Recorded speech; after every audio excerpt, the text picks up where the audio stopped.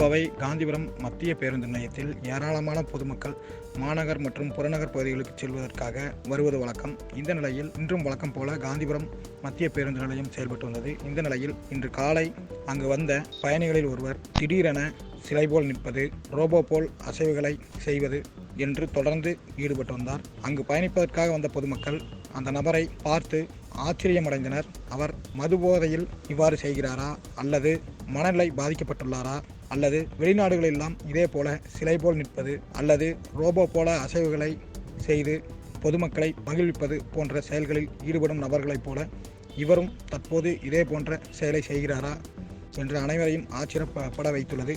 இருந்தபோதும் இது போன்ற செயல்களில் ஈடுபடும் நபர்கள் பொதுமக்களுக்கும் பொது போக்குவரத்திற்கும் எந்தவித இடையூறும் இல்லாமல் செயல்பட்டால் நன்றாக இருக்கும் என சமூக ஆர்வலர்கள் தெரிவித்துள்ளனர்.